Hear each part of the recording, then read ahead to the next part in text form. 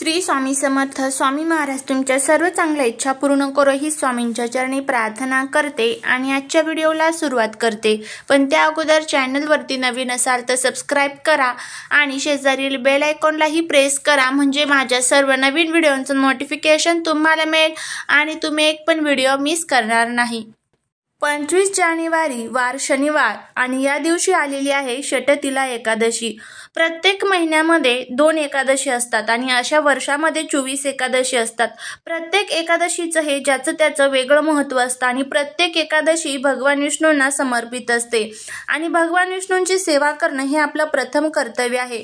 कारण भगवान विष्णू या पृथ्वीचे, या सृष्टीचे, या धरतीचे करता धरता चालक पालक मालक आहेत, त्यामुळे त्यांची सेवा ही आपल्याकडनं झालीच पाहिजे। त्यामुळे षटतिला एकादशीच्या दिवशी आपल्याला तुळशीला काही वस्तू अर्पण करायच्या आहेत, कारण भगवान विष्णूंना तुळशी अतिशय प्रिय असते।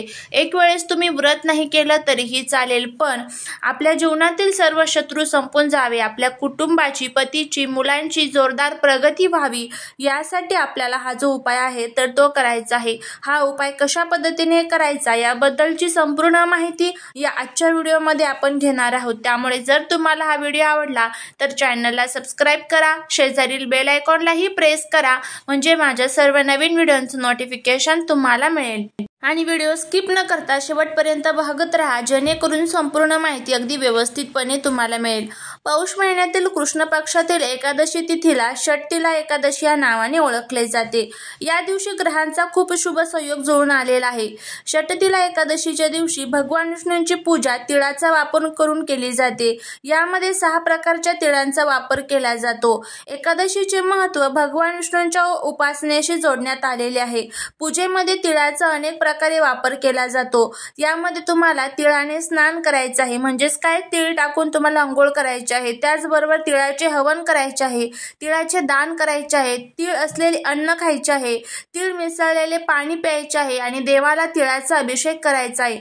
म्हणजे काय करायचं आहे तर तुम्हाला एका तांब्यामध्ये पाणी घ्यायचं आहे, त्यामध्ये तीळ टाकायचे आहे आणि त्यानंतर भगवान विष्णूंची जी कोणती मूर्ती तुमच्याकडे असेल, मग त्यामध्ये ती रामाची असू द्या, विठ्ठलाची असू द्या किंवा मग ती रंगनाथाची म्हणजेच बाळकृष्णाची असू द्या, त्यावरती तुम्हाला ओम नमो भगवते वासुदेवाय नमः या मंत्राचा जप करत 108 वेळेस तुम्हाला अभिषेक करायचा आहे।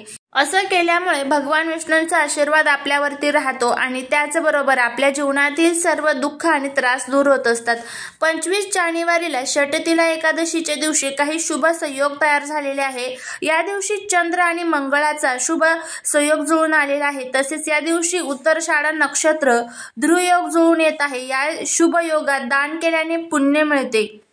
तर इतकं महत्त्व हे या षटतिला एकादशीच्या व्रताला आहे। त्यामुळे आपल्याला या दिवशी भगवान विष्णूंची उपासना करायची आहे। त्यासाठी आपल्या घरामध्ये विष्णू सहस्रनाम, विष्णू सहस्रनामावली, व्यंकटेश स्तोत्रम, लक्ष्मी गायत्री मंत्र, विष्णू मंत्र, त्याचबरोबर विष्णू चालीसा या सर्वांचं पठण करायचं आहे। आणि त्याचबरोबर आपल्याला तुळशी मातेची देखील सेवा करायची आहे।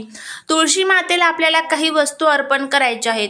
आता हा उपाय कशा पद्धतीने करायचा त्याची आपण माहिती घेणार आहोत। त्यामुळे जर तुम्हाला हा व्हिडिओ आवडला तर चॅनलला सबस्क्राइब करून कमेंटमध्ये जय माता लक्ष्मी लिहायला अजिबात विसरू नका। तुम्हाला काय करायचं आहे तर बघा, सर्वांनाच माहीत आहे की भगवान विष्णूंना तुळशी किती प्रिय आहे। तुळशीमध्ये साक्षात माता लक्ष्मी निवास करत असतात, कारण तुळशी मातेला भगवान विष्णूंनी आशीर्वाद दिलेला आहे। तुळशी माता ही आपल्या घरामध्ये सुख येणार आहे की दुःख येणार आहे हे सर्वांनाच सांगत असते। तर जर एखाद्या घरातली तुळशी नेहमी सुकत असेल, आपण तिची खूप काळजी घेतो तरीही ती सुकून जात असेल, तर समजून घ्यायचं की त्या घरावरती काहीतरी संकट येणार होतं आणि ते तुळशीने आपल्या स्वतःवरती घेतलेलं आहे। आणि तेच जर एखाद्या घरातील तुळशी खूप छान बहरलेली टवटवीत असेल तर समजून जायचं की त्या घरातील मध्ये नेहमी सकारात्मक ऊर्जा आहे आणि घरामध्ये सुख, संपत्ती, धन, धान्य, आरोग्य याची बरकत होणार आहे। तर अशा पद्धतीने हे तुळशीचे अनेक महत्त्व आपल्याला सांगितले जातात। जोपर्यंत तुळशीचं एक पान आपण नैवेद्यावरती ठेवत नाही तोपर्यंत तो नैवेद्य भगवान विष्णू ग्रहण करत नाही। त्यामुळे आपल्याला तुळशीला हा जो उपाय आहे तर तो करायचा आहे, कारण जोपर्यंत आपण एकादशीच्या दिवशी तुळशीची सेवा करत नाही तोपर्यंत भगवान विष्णूंची सेवा जी आहे तर ती अपूर्ण मानली जाते। तर तुम्हाला काय करायचं आहे, सर्वात प्रथम प्रथम सकाळी लवकर उठायचं आहे, त्यानंतर स्वच्छ अंघोळ करायची आहे आणि त्यानंतर तुम्हाला आपली जी काही रोजची देवपूजा असते तर ती करून घ्यायचं आहे, अभिषेक करून घ्यायचा आहे, भगवान विष्णूंची सेवा पूजा प्रार्थना करून घ्यायची आहे आणि त्यानंतर तुम्हाला हा जो उपाय आहे तर तो करायचा आहे। या उपायासाठी तुम्हाला काही वस्तू घ्यायच्या आहे, त्यामध्ये तुम्हाला एक छान तुपाचा दिवा प्रज्वलित करून घ्यायचा आहे, त्यानंतर गंध, फुलं, अक्षदा आणि त्याचबरोबर जे सफेद तीळ असतात ना, तुम्हाला माहित आहे या दिवशी तिळाला किती महत्त्व आहे, तर ह्या सफेद तिळांचा उपाय आपल्याला तुळशी मातेजवळ करायचा आहे।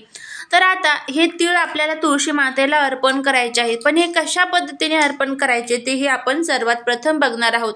सर्वात प्रथम तुळशीच्या आजूबाजूला जर काही धूळ वगैरे असेल तर ती व्यवस्थितपणे साफ स्वच्छ करून घ्यायची आहे। या दिवशी तुळशीला चुकूनही पाणी म्हणजे जल अर्पण करायचं नाही, दूध अर्पण करायचं नाही, कारण या दिवशी तुळशी मातेने भगवान विष्णूंसाठी निर्जला उपवास धरलेला असतो, त्यामुळे जल पदार्थ हे चुकूनही तुळशी मातेला अर्पण करायचे नसतात एकादशीच्या दिवशी। त्यानंतर व्यवस्थितपणे स्वच्छता करून घेतली की त्यानंतर तुळशीला हळदी, कुंकू, अक्षदा अर्पण करायचे आहे। जो दिवा आपण आणलेला आहे तर तो एका प्लेटमध्ये ठेवायचा आहे, त्या दिव्यामध्ये सुद्धा थोडेसे तीळ तुम्हाला टाकायचे आहे। त्यानंतर तुम्हाला हे जे तीळ आहे तर ते आपल्या हातामध्ये घ्यायचे आहेत, सफेद तीळ असावं हे लक्षात ठेवा, काळे तीळ इथे आपल्याला घ्यायचे नाहीत। काळे तीळ हे फक्त आपण आपल्या पितरांसाठी वापरत असतो, सफेद तीळ हे आपण आपल्या घरामध्ये लक्ष्मी प्राप्तीसाठी, धनप्राप्तीसाठी, कर्जमुक्तीसाठी वापरत असतो।